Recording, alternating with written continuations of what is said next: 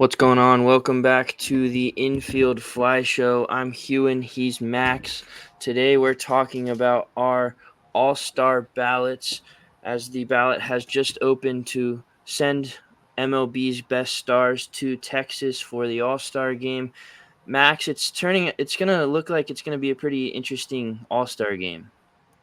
Yeah, kind of a lot of surprises, especially like when you think about like the National League. There's a lot of players that you didn't think that would be playing this well. So I definitely think if the season like started yesterday, what it looks like today is definitely a big surprise. So I don't know how you want to go through this. Just you want us to go position by position per league, just swap back and forth and go like that. Yeah, for the American League, I guess we'll start at first base. I mean, his average isn't great, but I still would go Josh Naylor. 47 ribbies.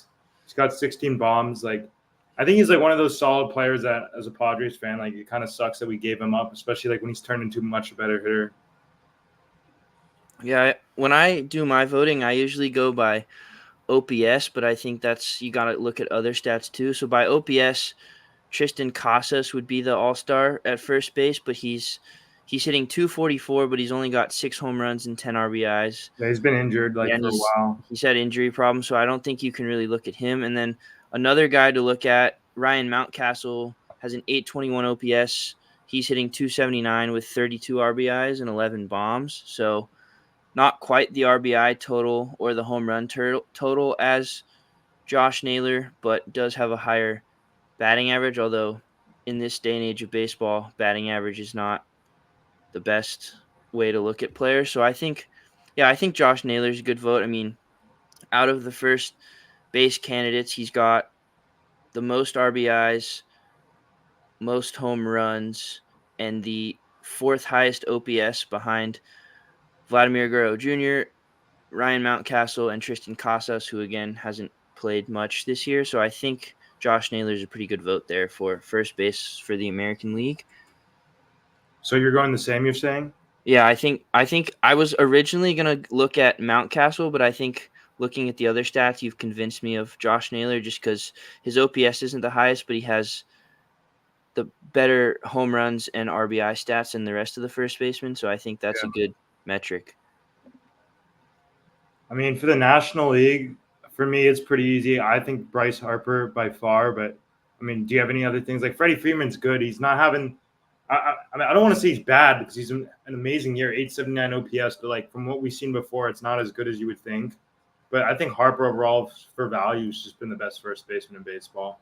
Yeah, I think it has to be Harper. I mean, you look, he's got a 920 OPS, 45 RBIs, 15 bombs, and he's hitting 277. I think far and away he's been there the whole year for the Phillies, and they're the best team in baseball right now, at least record wise. So I think you have to put him in as the starter for first base. But as a Giants fan, I want to make a little bit of a bias pick here, and I want to advocate for my guy Lamont Wade Jr. If you look at him, he's got an 896 OPS. He's hitting 333, and he has missed the last couple weeks with an injury, and he's going to miss, I believe, like a week and a half or so with that injury going into this. But he should have enough time to make a case for the All-Star game. And while I do think Bryce Harper should be the All-Star starter, I think you have to make a case to get Lamont Wade in there as a reserve, especially he has the highest on base percentage of among first basemen among anybody in the entire league. Mookie Betts is second, but he's way behind him.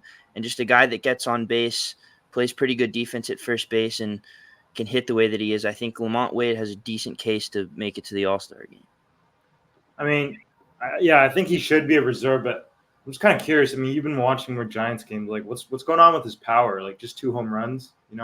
I mean, yeah, 2 home runs. I mean, he's more of a contact guy. He definitely has the power to hit it out, especially as a lefty at Oracle Park. Like the home runs will come, but he's had some injury issues this year. He had a hamstring problem that he's still dealing with. So I think that's part of the reason why, but he's hitting 333. Like he's able to put balls in gaps, and his on base percentage, I said, is the highest in whole of Major League Baseball. So that's kind of where his value comes from. Like the home runs are there, but the Giants love him as the guy that can get on base through walking or finds a way on singles, doubles. driving guys in like that. So I think Harper should be the starter, but Wade has a really good case. Yeah.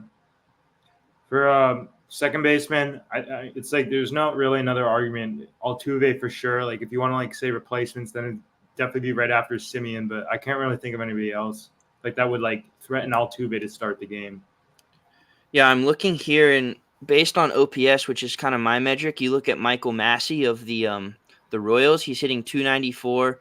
He has 4 less home runs than Altuve and 2 less RBIs. But I think, and the Royals are playing really good baseball right now. They're one of the best teams in the American League this year, and they've built a good team. But I think, based on his history and who he is as a player in his entire career, I think you have to give it to Altuve. He's hitting just under 300. He has 10 home runs, which as a second baseman, it's a lot of power. And he's got an 802 OPS, by far the highest behind Massey. So I think Massey has a good case to be an all-star, but if you want to go starters, I think it's also got to be Altuve. So I agree with you there. The NL, I mean, I think I just definitely go Luis Arraez. He's hitting 331. He leads the MLB in batting average. So right now he's the batting title leader. But I think a really good case for starting the game, and I'm not sure who's going to win this one, is between him and Ketel Marte. So, yeah. Yeah, I definitely think Arias can be an all-star, and I think obviously power numbers aren't there for him, and that's not who he is as a guy. But you can't really fault a player for not having the power. And I think Arias, he's had a really good year. Both started with the Marlins, and then when he moved over to the Padres. But I think Ketel Marte is going to be the starter here. I think he has an 845 OPS, 35 RBIs, 13 home runs, and he's hitting 281, and he's just been a constant player. He led the Diamondbacks to that World Series appearance last year, and I think he's just been a constant for that Diamondbacks team. And although they're struggling this year and not where they want to be, Ketel Marte has been steady in that lineup, and I think you can make an argument either way for Marte or Arias. But I also want to give a shout out to Bryce Turang on the Brewers. He has a 790 OPS. He's hitting 306 with 3 home runs and 24 RBIs. And I don't think he's going to be a starter like we've talked about, but I think Turang definitely has a case to get in there as a reserve and see some playing time towards the end of the game. But I think Marte, Arias, I'm going to lead towards Marte, but I wouldn't be upset if Arias was the guy. Yeah, I mean, Rise, especially as of lately, like he's kind of slowed down a little bit, but I think Marte is probably the right pick. But I mean, I don't think anybody would really be disappointed if Rise started that. And at the end of the day, the Padres, like the Diamondbacks aren't a very big market team. And it's not like the Padres are any good really, but like they still are big market. So I feel like Arise would probably have an edge there. But I guess it'll be kind of close. I'm not sure.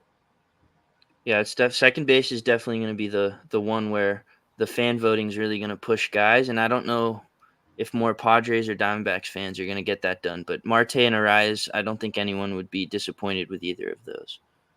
All right, third base. I think we both know the obvious choice is Jose Ramirez, but obviously Devers has been really good, especially as of late. He had that like that. Oh, bad. That's my alarm. Like that 6 homer streak or something, right? In 6 games, or it might have been even 7. But also, people don't remember. Like Jordan Westburg's been insane this year. 10 bombs, 848 OPS, 39 RBIs. I mean, the All-Star game's not like it's not like MVP voting where it's like how good you're helping your team because the Orioles are insane, but the Guardians are also like one of the best teams in baseball. I think Ramirez is a lock right now for at least third baseman.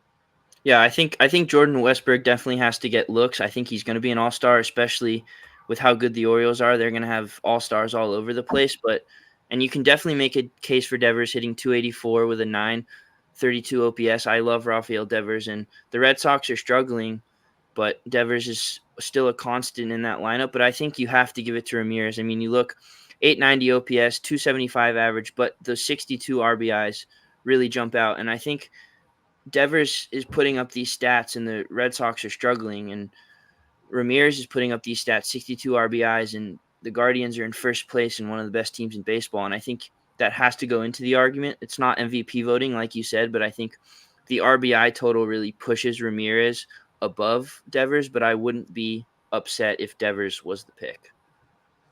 I mean, for the NL, honestly, the NL third baseman this year have been kind of disappointing. Like, guys you would think that would be good aren't really doing very well. I still think it's going to be Alec Boehm. I mean, he's kind of tapered off lately, but he still got 51 RBIs. It was that ridiculous like first month he had where he was like literally playing out of his mind. But I would say Bohm's definitely the right choice. I mean, there's like other guys that you could consider, but I don't know. 51 RBIs, it's just like not even close to anywhere else. So I definitely go Bowman. It's not like any of the third basemen are really hitting for power. I mean, McMahon has the most with 10 for the NL. So I'd definitely say Bohm. Yeah, I think I agree with you there. I think it has to be Alec Bohm. Definitely the most RBIs by a mile and second highest OPS. But I think a guy that you have to consider, I don't think he's going to get in as a starter. He's probably going to get in as a, a reserve in the All-Star game, is Joey Ortiz of the Brewers. He was part of the Corbin Burns trade from the Orioles, and he was a piece that the Brewers really liked out of that deal. And I think he's lived up to it so far. He's hitting 284 with an 846 OPS. So I think Bohm is the right pick, but you have to look at Joey Ortiz as another option. But I think the edge goes to Bohm there, especially just because of the RBI total, and the Phillies are the best team in baseball right now. Yeah, plus that'd be, I mean, like personally, I don't like the Phillies because of the 2022 NLCS, but I think it'd be kind of cool to have like two guys from the same infield like there anyways. But I think they both deserve it at the bottom Yeah. line. I think the AL shortstop, like Javi Baez for sure, 183 average, home run. I'm kidding.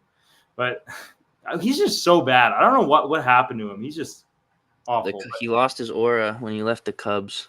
Yeah, I mean, he was good on the Mets, Yeah. though. Remember, he had like Yeah, that was 86 OPS.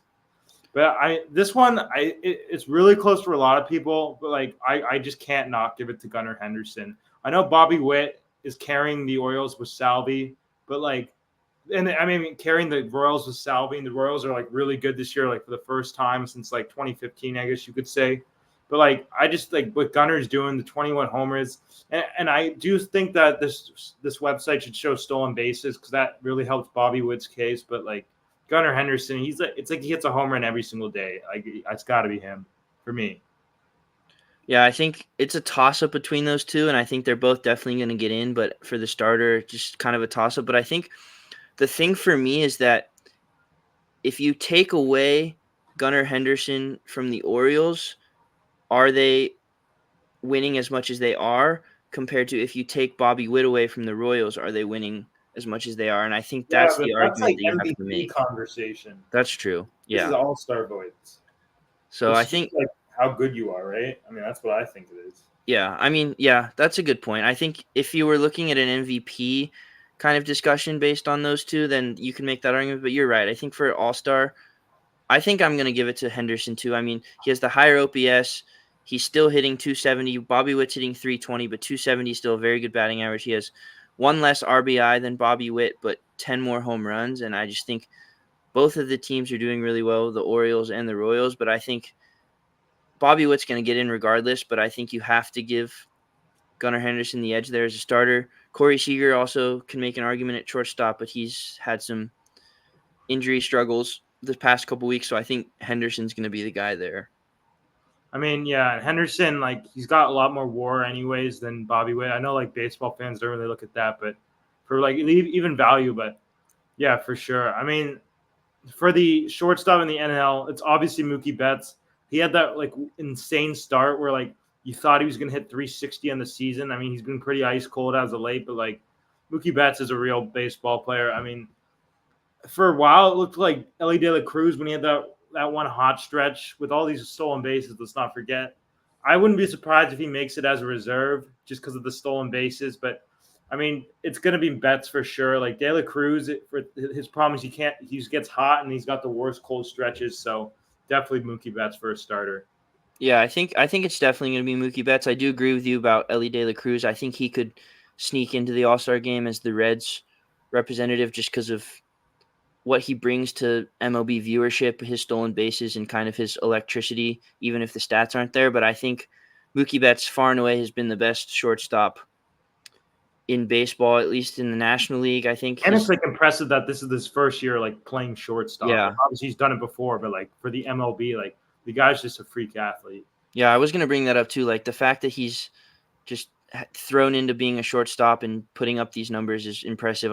I agree with you there, and I think it's definitely going to be Mookie Betts. But I also want to shout out Ezekiel Tovar of the Rockies. I mean, everybody gets an All-Star based on MLB rules, and I think Tovar is probably going to be that guy for the Rockies. I don't know who else they could have. Maybe. Yeah. Man's had a pretty good season.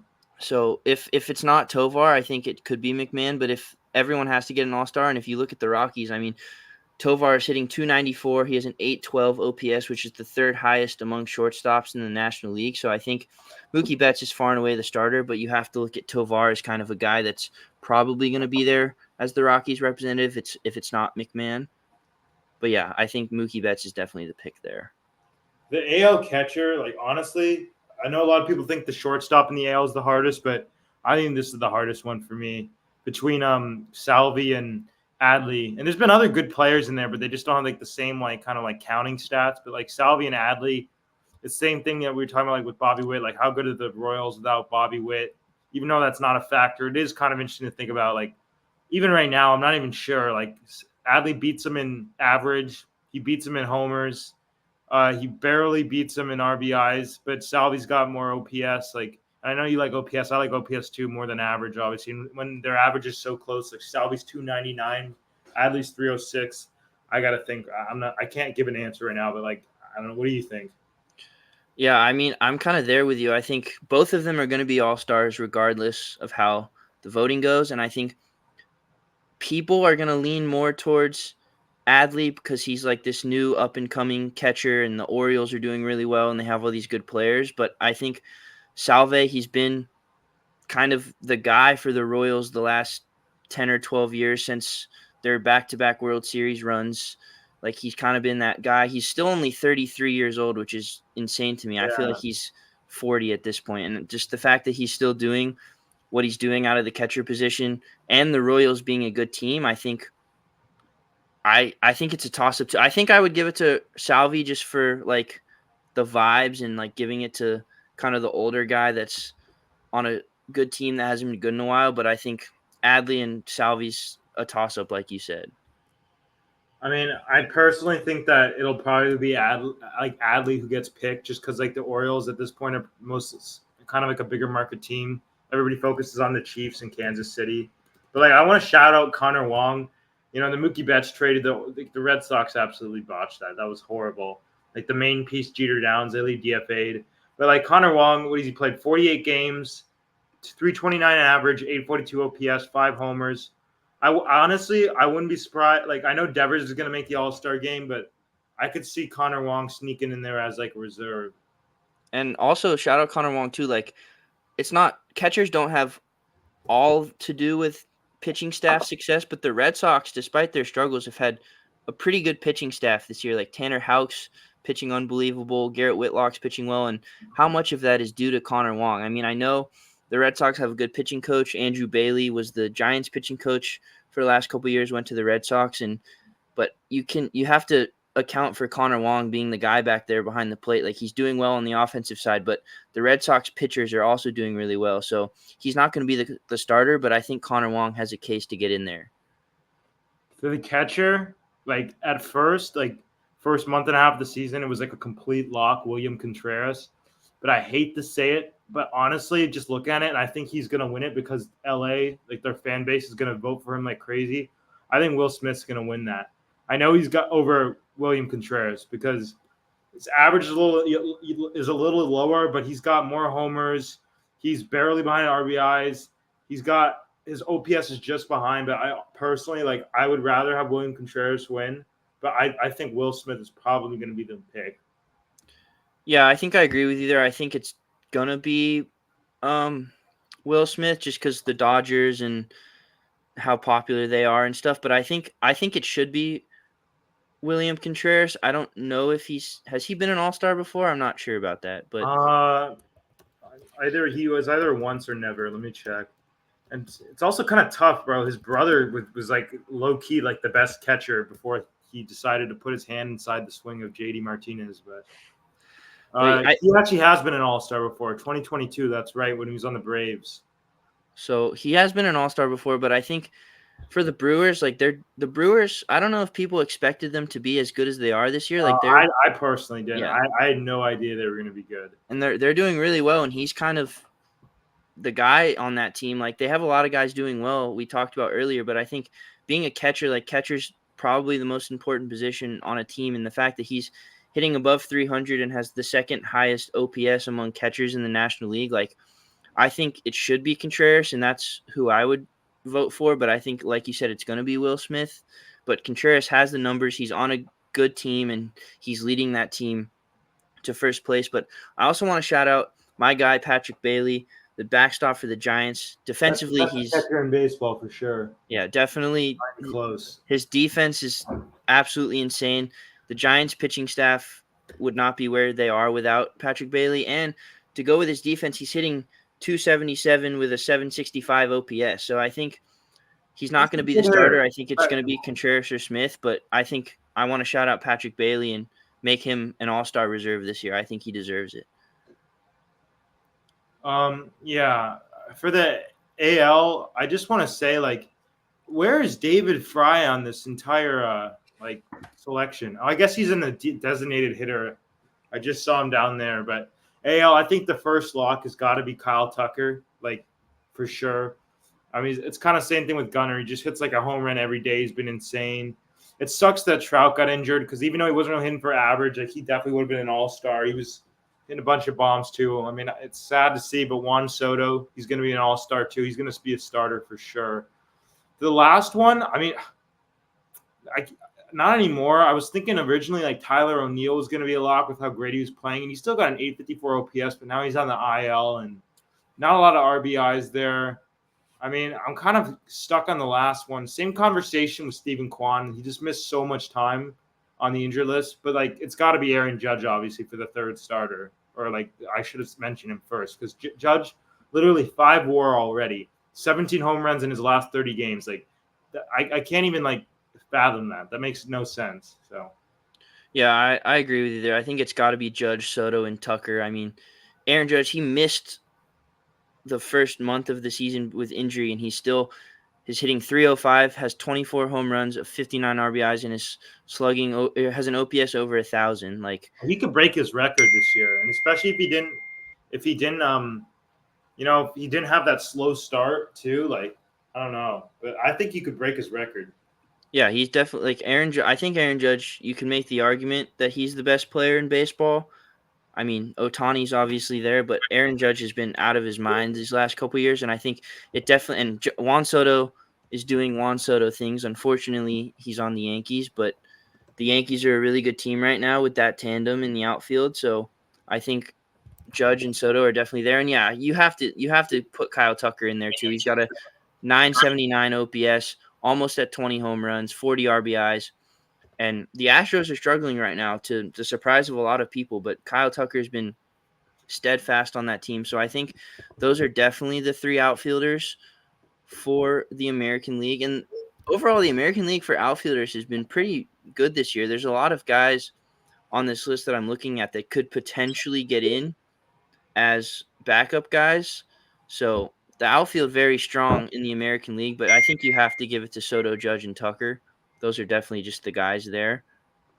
Yeah, I mean, for sure. And then for the NL, I mean, Jerks and Profar. Like, I don't even know what to say. Like, I mean, if we like went back in time 10 years ago and we saw like Jerks Profar having this season, like nobody would be surprised. Obviously, he was the #1 overall prospect once upon forever ago. But I don't know what it is. Like, especially as a Padres fan, watching him every day, it's like he finally has a bad game, and then you expect him just to go back to normal or whatever, and just kind of regress and regress and regress. But it just doesn't happen. Like I don't understand it. And now it personally at this point it doesn't seem like a fluke because there's a difference between having like a Linsanity run for like even a month and not being a good player, and then whatever this is. Like, am I saying he's going to finish the year with a 330 average? Probably not still, but I still think like at this point he's like legit like a really good player, and he's probably going to at least have an 800 OPS to finish a full 162 game season. Because why would he regress? We're literally like, imagine if this was 2020, he would be like top 3 in NL MVP voting. So like, yeah, he's my first lock for sure.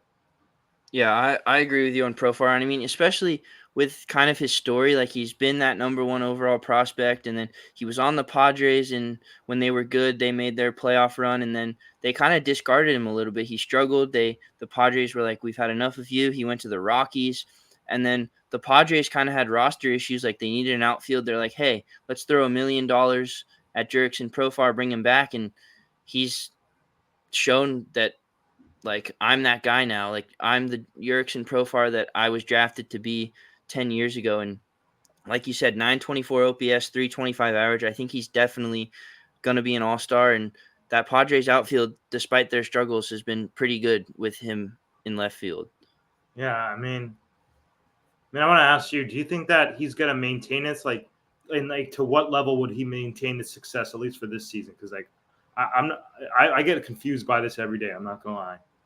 I mean, obviously hitting above 300 for a whole season is pretty hard, but I think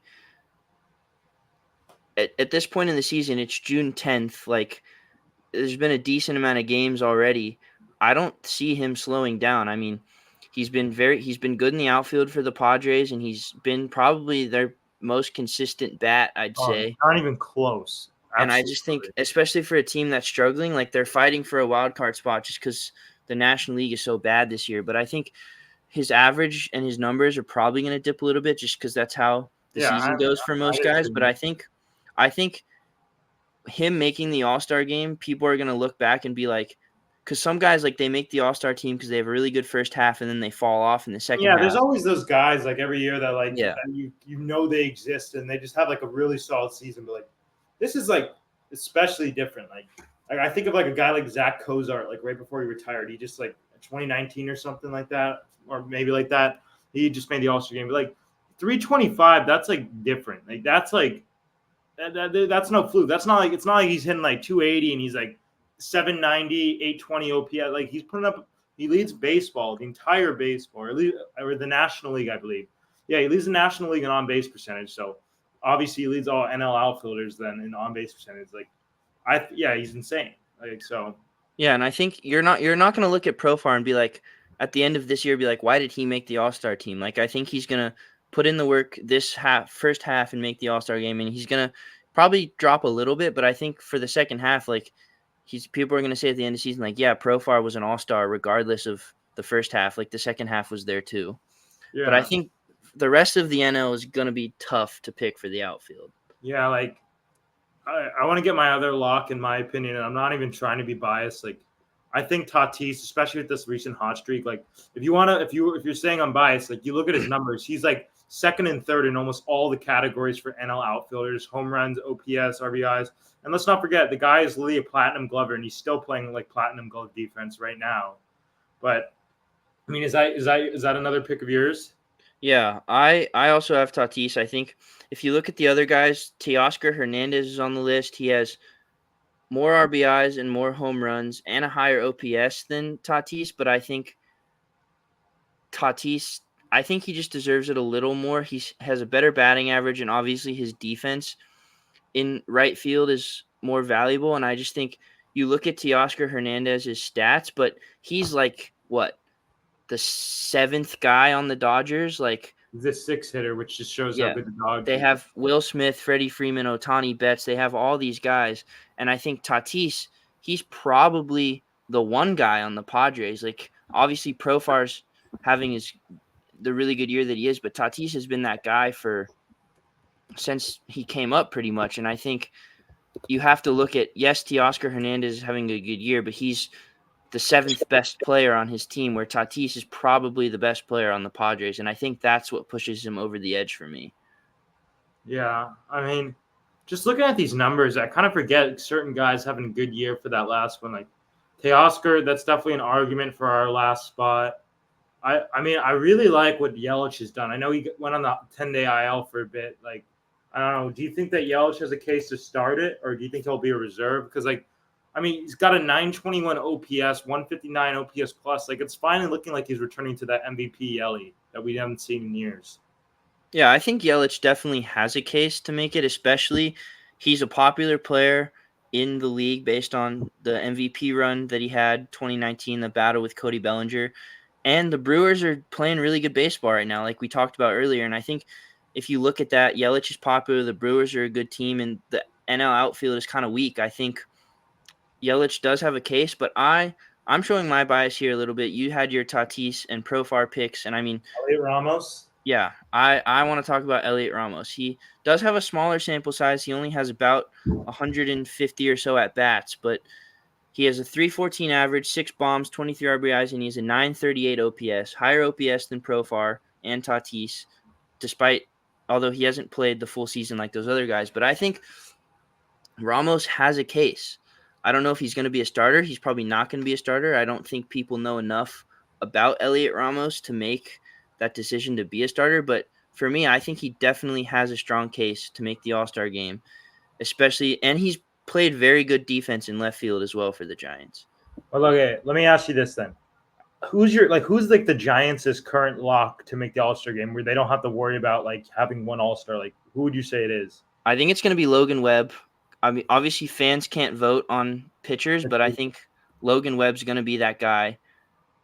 You could make a case for Tyler Rogers out of the bullpen. He's been very good this year, but I think in terms of offense, there's not really anyone. Maybe Patrick Bailey, but I don't think he's a lock, especially with the catching that we talked about earlier. So I think Ramos, because fans can't vote on pitchers, and I think Webb's going to get in there. He was second in Cy Young last year, had a good case to win Cy Young last year, and he's pitching really well this year. So I think it's probably Webb, but in terms of offense, I don't think there's a lock. So I think Ramos has a good chance, especially the Giants have had a lot of injuries. I think Wade could have been a lock, but then he got hurt, so I don't know. So I think that's why Ramos has a chance. All right, but who do you, if you so you're voting Ramos, right? Yeah, I think I as a biased fan, I think I'm voting Ramos just because That's fair. He's had a on good my year, favorite but team. But I think he has the stats. who realistically do you think? Because like he's obviously not going to start the All-Star games because not everybody's going to vote for him. Like, who do you think's that third spot's going to be? Because I think we both know it's fairly probable that Profar and Tatis are both going to start the All-Star game. But I like, who would you say that like probability, not just like what you want, like the third spot? Like, who would you say? I think it's a toss-up between Hernandez and Yelich. I think it'll be Hernandez, to be honest. Yeah. Same kind of conversation with like any Dodgers, like Will Smith thing we were talking about. Like their fan base will for sure try to get that. So yeah, and I think Yelich, his numbers have been very good, but like you said, he was on the IL and he doesn't have the kind of sample size that Hernandez does. So I would lean towards Yelich, but I think what people are going to say is that it's going to be Hernandez. But I'm putting my vote in for Ramos. I'm making that happen. Elliot Ramos is an all-star this year. All right, AL designated hitter. It's between Alvarez and David Fry, but I'm going to go David Fry. Like, the Astros suck so much, and like it makes no sense because like they brought back a very similar lineup, you could say, and then they have a lot of players playing well. Like, kind of reminds me of the Padres last year, like 2023. Like they were just saying, like if we get hot, and like granted, there's 6 games under 500. Of course, they can make the playoffs this year. That division's weak, anyways. The Mariners can't even hit. They just have a pitching staff full of aces. But I mean, I personally think it's David Fry. Like, I know it's not like worth like the MVP thing, like we were talking about. Like, that's not how it's rated. But I think yes, Alvarez beats him in homers. He beats him in RBIs. But Fry, the bigger OPS, the bigger average. I think like he's just like more of a fun player to get used. So that's what I go with. Yeah, I think David Fry, like his story, the fact that he can play all over the field, and he's been really good this year for the Guardians, and they're on a really good team. And Yordan, obviously, he's Yordan Alvarez. Like, he's probably going to make the All-Star team. But I want to make an argument for the Oakland A's to have multiple All-Stars and for Brent Rooker to start the All-Star game as the designated hitter. I think Padre legend, 2022 or something. He has a higher OPS than Yordan Alvarez. He has more RBIs than Yordan Alvarez. He has the same amount of home runs as Yordan Alvarez, and he's hitting 270. Brent Rooker has a very good chance to start for the All-Star game and give the A's multiple All-Stars. I think Mason Miller is going to be an All-Star with he's been doing. He's their lock for sure. Yeah, he's definitely their lock. But JJ Bleday is also having a good year, but he's not even on these ballots. I was going to talk about JJ Bleday. He could also get in as – so I think the Oakland A's could have multiple All-Stars this year, which is crazy to think about.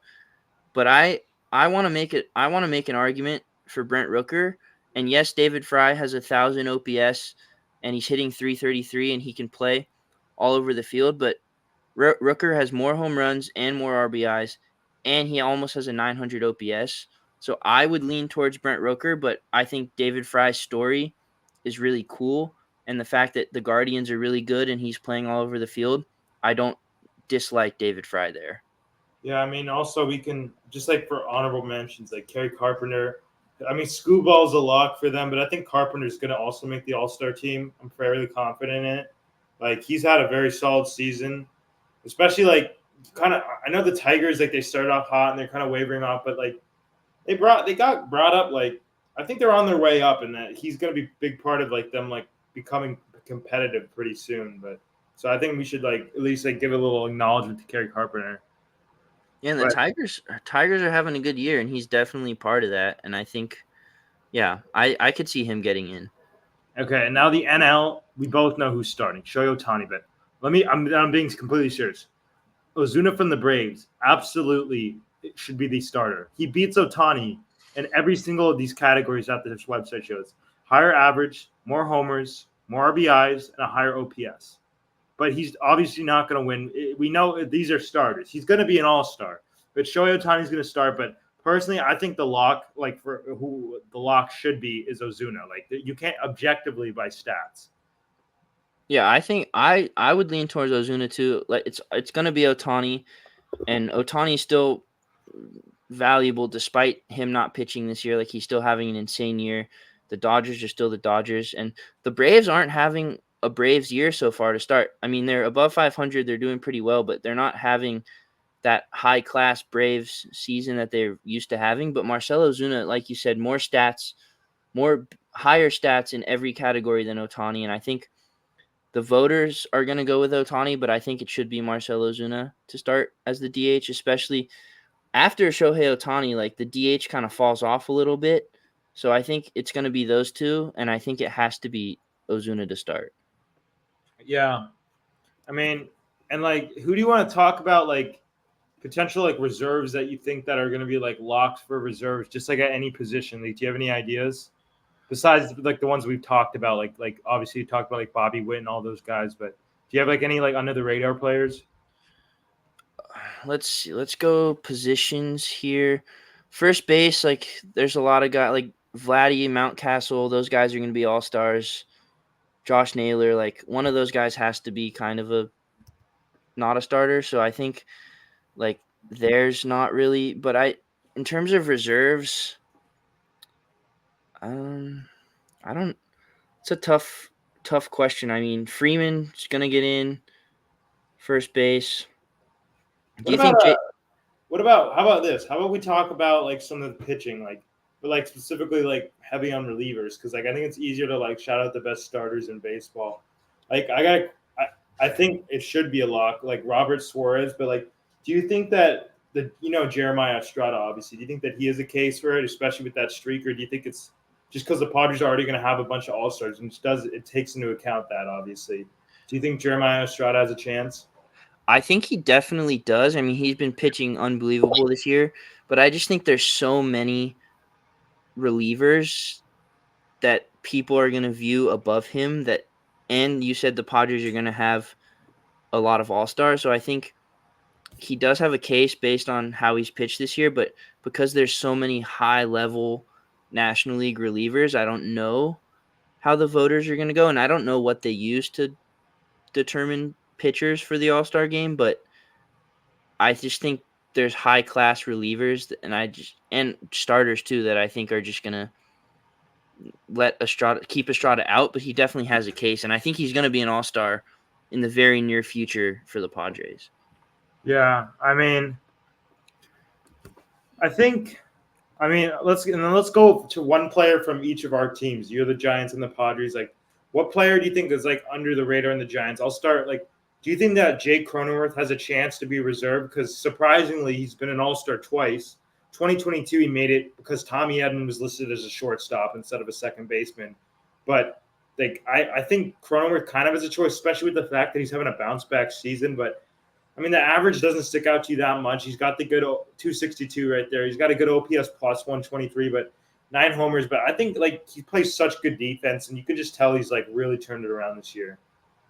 Yeah, I was going to ask you if you thought Cronenworth was going to get in. I mean, first base is a tough position this year, especially Freeman, all those guys. Like first base is a tough position to get an All-Star bid, but I think if you look at the Padres, like they're gonna have Tatis, they're gonna have Profar, they're probably gonna have someone else. I think Cronenworth could definitely be a reserve for first base. He's having a good year.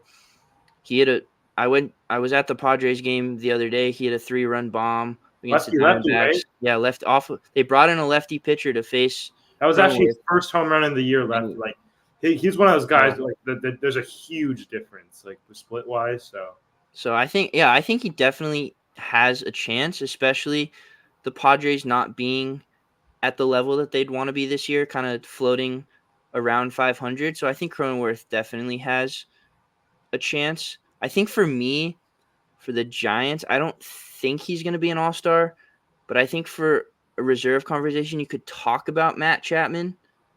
He started the year abysmally, but he's been very good lately. He's hitting 240. He's got 8 home runs, and obviously the defense is the super high defense. WAR, 2.6. I just love. Yeah.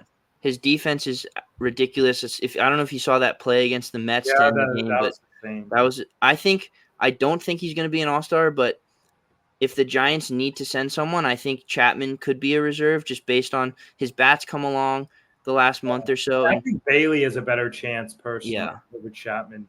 I think Bailey does have a better chance, but I think Chapman, if they had to pick someone, could be in that conversation, especially his on base streak. He's gotten on base safely in like 30 straight games or something. So, but Yeah. I do agree with you. I think Bailey does have a higher chance. All right. Well, how about let's both talk about the most disappointing players in our team. Like obviously, I think the easy answer for me is Bogarts, but even though Bogarts is injured and he was abysmal, I would still give it to Manny Machado because like I'm sore that he had to opt out. Like I get he wants more money, but he's already set for life, and it only made it harder for us to be a competitive team when you're just making us add an extra $350 million out on. He's got a bad body. He's slow. He's old and he's fat. And like I think this year is like the start of the end. Like he's 31 years old. He's going to turn 32 in July. He just like you could just tell like he's a historic slow starter. We all know that, but like it doesn't look right up there. Like he looks really bad. He grounds into a double play. It seems like every single day. Like I know everybody would say Bogarts, but for me, just because of the price tag he has, he's still the highest paid infielder in baseball. Yes, over Mookie Betts. I think it's Machado for me. Yeah, I don't I'm one of the biggest Manny Machado haters in the world. So to see him struggling, like I'm not rooting for people to struggle, but I think just his attitude and how the Padres kind of function with how he plays, I think that he's definitely been disappointing. I think for me on the Giants, I think it's definitely been Jorge Soler. We signed him to be our DH kind of the future for the next 3 years. We haven't had a 30 home run hitter since Barry Bonds. Really? Yeah, Wow. the Giants have not had a guy hit 30 home runs Especially an since Barry Oracle. Bonds. Lefties pulling the ball down the line. Yeah. That's surprising. Yeah, Brandon Belt had 29 in 2019, and then he got hurt and he couldn't get to 30. So we have not had a 30 homer guy since Barry Bonds. He retired in 2007, so it's been a while. And we signed Soler to kind of be that guy to get 30. He had 36 home runs with the Marlins last year. He was an all-star. He was great for the Braves in their World Series run in 2021. And we signed him to kind of be that guy to just hit dingers and And he's mash. always And been kind of inconsistent, but like I get it. Like, yeah. but I don't think Soler's ever been like a superstar. Like he did have that year in 2019 with the Royals. He hit 48 bombs, but like I don't know. Like I wouldn't have been surprised if Soler had a big season, but I'm not surprised he's doing bad at the same time. I just think the expectations that Giants fans had, like when he comes up, like I'm like, oh, we got a big spot right here. Like Soler's gonna hit a home run, and then he strikes out or he grounds into a double play. Like he hits the ball hard. It's just right at guys, and I just think he only has like 7 home runs this year, and he doesn't hit well with runners in scoring position, and that's what we signed him to be, like to drive guys in, and he just hasn't done that. So I think for me, it's just based on expectations. It's been Soler, but I think it's a long season, and he can definitely turn it around, but I think just for me, it's been Soler. But I mean, the Giants overall have been kind of disappointing, so it's hard to pinpoint one guy. But for me, it'd be Soler. I guess kind of something that'd be kind of interesting to talk about is like the most disappointing player this year in baseball. I mean, I think this is probably like the right answer, but Corbin Carroll, like I don't even know what happened. Like the different, maybe it was that shoulder injury or whatever, but it like screwed him up mentally too. But he looks really bad, and like it doesn't look anything like reminiscent of like his skill that he had like the last couple years, especially last year where he got MVP votes and won the Rookie of the Year. Like, yeah. Yeah, I mean, he was my first overall pick in fantasy baseball this year. Like, not the first overall in the draft, but my pick that I had. I picked Corbin Carroll. I'm like, he's gonna be one of the best outfielders this year, and he just hasn't done. He's hitting under 200. He's just not who he was last year, and I think that's part of the reason why the Diamondbacks have struggled. I mean, their pitching isn't great, but Ketel Marte, we talked about, voted him as our All-Star. Like, he's been really Christian good this Walker is year. still really good. Yeah, and like Walker's One been of the most good. underrated players. So I just like the Diamondbacks have a good team, and I thought they had a good offseason. I thought they improved upon what the World Series team Well, last year, and I just think Carroll being so bad this year is part of the reason why they've struggled the way that they have. I guess another answer for the Giants is definitely Blake Snell, and I'm not surprised at all that he's terrible. Like even last year, people forget he won the Cy Young, obviously, but he still had a slow start. Like he had like a 5.5 ERA entering June, and then he figured it out early, which was cool, I guess, for a Padres fan. But it's the same. Scott Boras, he's like screwing his clients over, just telling them to wait and wait and wait. Like same thing with Jordan Montgomery. They're like identical mirror images. They're both lefty. They're both starting pitchers. They both took like basically a 1-year deal where the plan is to do really well and then opt out and get some long-term deal. They've both been like abysmal. Like Snell's not even pitching right now. I remember the entire offseason, all he would do is just post like his Fortnite dubs or whatever on Instagram. So like it's that you just have to have a spring training, and like it's clear that we all know he's like the most talented pitcher in the world, but at the end of the day, it doesn't matter how talented you are. It's what you're actually putting on the field. And yeah.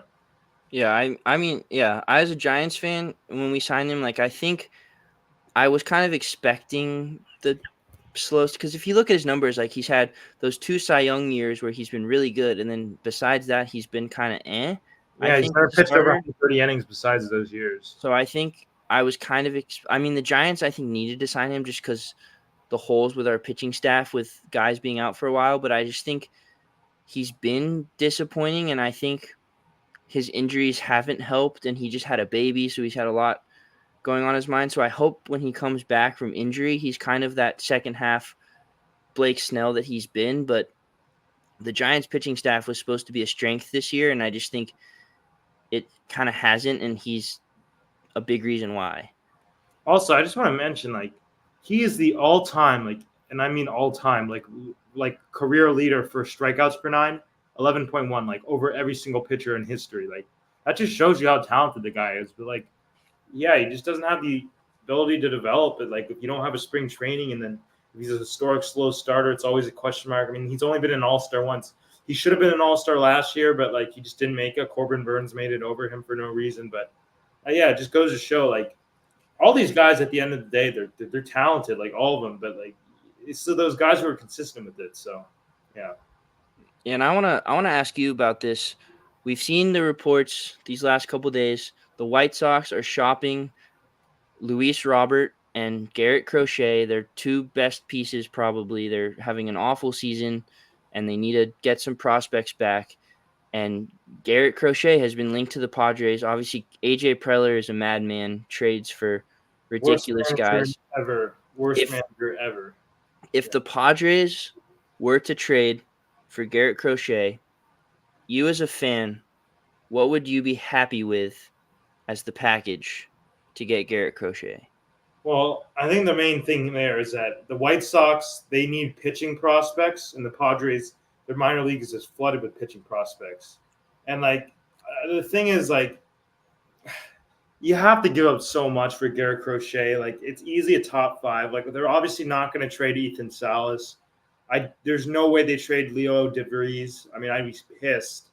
But there's some guys that you could think about, like Drew Thorpe, our number one, our first round pick the other year, who's coming back from TJ, who's been really bad in the minors. Robbie Snelling, who was great in the minors like last year, but this year he's been struggling. But I mean, people are saying like if you want that, you're gonna have to go with like Jackson Merrill or something too. Like, and Merrill's been a good player, but like he doesn't slug at all. Like he's got like a 670 OPS, but he's hitting for average, playing great defense. But at the end of the day, I would rather have the Padres just go for like more of like a solid budget pick through like a trade. Like I know at the time when we traded for Luis Ariz, Luzardo was injured and he also had horrible numbers, but I would have been kind of excited for that. But I think the Padres, they got to get more depth with starting pitching. Like Michael King's always been interesting because he's like really good and then he looks terrible, but I think he's starting to turn the corner. Matt Waldron out of nowhere has been great, but for me, Darvish and Dylan Cease, yes, because Dylan Cease was awful last year and he's actually had kind of a mediocre career outside of 2022. Like I think the Padres starting pitching is what they do need to focus on. And I think Crochet would be sick, but it depends on what we give up. Like I would maybe be okay with giving up Dylan Lesko, right? But I mean Robbie Snelling, that'd be tough because like you just want these guys to develop, and we do have a good pitching coach like Ruben Niebla. He's a really good coach. Like there's also like conversations of like putting him in a package with Luis Robert, which would definitely cost you like Jackson Merrill and stuff. But I mean, Luis Robert, he's good, but he's like not having a good year. He's injury prone. Like I don't know. What would you think? I mean, personally, I don't. Obviously, the Padres could use Crochet, but I just think Preller, like, I think his job is on the line. To be honest, like, well, that's the thing. I think he's gonna go after it. Like we either make it, and I with all this crazy moves I do, or we just miss it and I get fired. So you might as well go all in. And I mean, get this straight. AJ Preller is like the worst general manager in baseball. I think the Padres are the most poorly run franchise in baseball. There seems to be no clear plan. Like, I mean, like rest in peace, Peter Seidler. It was amazing that he wanted to spend money, but and it's not his fault. It's his money. So it's Preller who's really in calling the shots. But at some point, like they threw $460 million at Judge. They threw $360 at Trey Turner, and they both didn't sign. So then we just overpaid Xander Bogaerts by by $80 million. Like I just don't think it's smart. And like AJ Preller, one playoff appearance in 8 full seasons. He's never won 90 games. I mean, I think the only reason that he wasn't fired after last season was just because Peter Seidler died, and it was kind of hard to make that move. But I definitely agree with you. Like his job's on the line, so I absolutely would not be surprised if Preller goes after not only Crochet but Luis Robert, knowing that, yeah, we either make it and it's great and it works out, but we gave up a crap load, or we miss it and he gets fired anyway. So we had to try because I think he knows like it's over with him. So yeah, I mean, obviously Crochet is a big need with Musgrove and Darvish being hurt, and the I wouldn't Padres be pitching surprised if staff. Musgrove's done. By the way, like for the year, like I wouldn't be surprised. So if that's the case, like their pitching staff is kind of like no, they don't really have it. Like Dylan Cease is there, but their pitching staff is kind He of. hasn't even been playing well lately. So I think Crochet is definitely a need, but with the minor league system they have, the Padres have a very good minor league system. I think yes, Crochet is a need, but what the White Sox are asking for, I think it would just be a little too. I mean, there's nothing too crazy for Preller, but I think you should look, like you said, I think they should look for more budget options, like a Jesus Luzardo. Jesus Luzardo is not going to be cheap either, but like just guys that aren't going to demand as much as Garrett Crochet. What about the Giants? Is there any like names like? Because the Giants, they're right there in it. I mean, the NL wild card's just awful. So like it's like anybody could make it right there. So they've been linked to Robert, and I think Luis Robert would be good, and I think they would do it. I think they would probably be open to trading anyone besides maybe Bryce Eldridge, who was their first round pick last year. He's lighting up single A right now. He's like 6'7" lefty that just hits absolute bombs, and he's definitely going to be a guy for the Giants in the few years. But I think the Giants haven't really been aggressive in trades, and obviously they've missed out on the big free agents. They missed out on Ohtani, Judge, all those guys, and I think they haven't really been aggressive in the trade market because they've kind of always been competitive around the trade deadline and then have fallen off towards the end of the season. So I think they could definitely consider Luis Robert, especially with Jung-Hoo Lee being out for the season. Luis Matos had a really hot week, won NO Player of the Week, and then they just sent him down to AAA because he'd been struggling. Mike Yastrzemski's not having his best season. Austin Slater's just back from injury, not doing very well.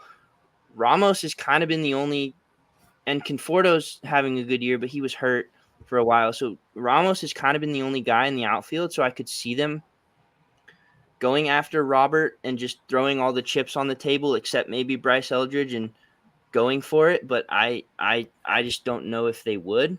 And I don't even understand. Like with the White Sox, they looked like they wanted to be competitive for a while. After 2020, they were good that year, right? Yeah, they made the postseason. In 2021, they were also good.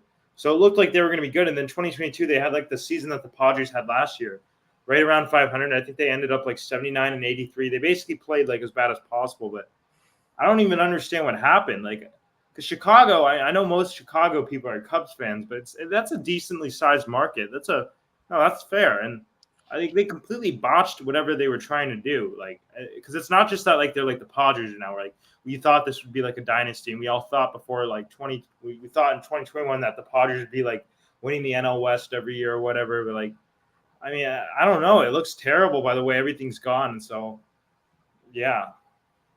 Yeah, I think they're both gonna get dealt, and I think they're gonna get back an insane package for both of those guys. I think Crochet is probably gonna get a little bit more just because of the year that he's having and the control that he has. But I think the White Sox are gonna get some returns, and I wouldn't be surprised if Crochet ended up on the Padres. But I think it's gonna be an interesting trade deadline, and they might even get dealt before the deadline. Who knows? So I think the White Sox are going to, and they're having one of the worst seasons ever, I think, in the history of baseball, if you look at all their stats. And I just think they have to make the move. They have to get these good prospects, and I think it's going to happen, but I don't know. And I think I would like the Giants to be in on those guys, but I just don't know who I'd want them to give up, because I think our farm system, people hate on our farm system, but I think we have some guys there. So I just think it's going to be interesting. It's going to be good for the White Sox, I think, based on who they get back. But I don't know. It's going to be a lot. Yeah. Anything else you want to discuss? No, I mean, it's good slate of baseball coming up this week. We just saw the Dodgers and the Yankees series. I think that could be a World Series preview, which I think would not be good for baseball. I would not watch that World Series. If it Why? was 'Cause you're Yankees, upset about it? yeah, I just think it's the That, two. that baseball, the MLB would love that. Yeah, Like that would be awesome for the league. clearly, last year, like that was a random World Series, especially if you look in terms of like the history of those two teams. Like before, like the Diamondbacks have no fans because they're in Arizona, and then the Rangers, like they do have loyal fans, but like that was just kind of like out of nowhere. So Yeah, I think that was a good series preview. We saw Teoscar Hernandez, who we talked about for the All-Star game. Like, he had a huge series, and then Judge is Aaron Judge. Soto was hurt, so didn't play. But I think baseball is in a good place right now. I think the American League is exciting, especially the AL Central, how they've always been kind of the laughing stock division of the league, and now it's amazing. they Yeah, have 4 teams above 500, and then the White Sox. But I think, and the NL kind of sucks this year, but I think it makes the wild card race exciting. Like, these kind of bad teams can get in. We saw the Diamondbacks last year won 84 games and went on a run. So I think baseball's in a good spot, and I think we're kind of getting into that heart of the season. So I think it's going to be good, and see how some teams turn around. But I think overall, it's been a pretty fun season so far for a lot of people. yeah. Yeah. I mean, I think that viewership's high, like higher than ever too. Like baseball, obviously, like early 2010s was like so dead, but now I think like all the exciting players, and especially like, I mean, he's a Dodger now, obviously, but like Shohei Ohtani's like brought like such a viewership to the game, like, and it's like kind of branched out to like so people find their own teams like from that initial kind of like hotspot for viewers. So yeah, I think baseball it's finally starting to become more mainstream, like, and it's like more talked about. So I think that's awesome. Yeah. Well, thank you guys for listening, and we'll be back next week with some more updates and see how the league progresses next week. Thank you guys for listening.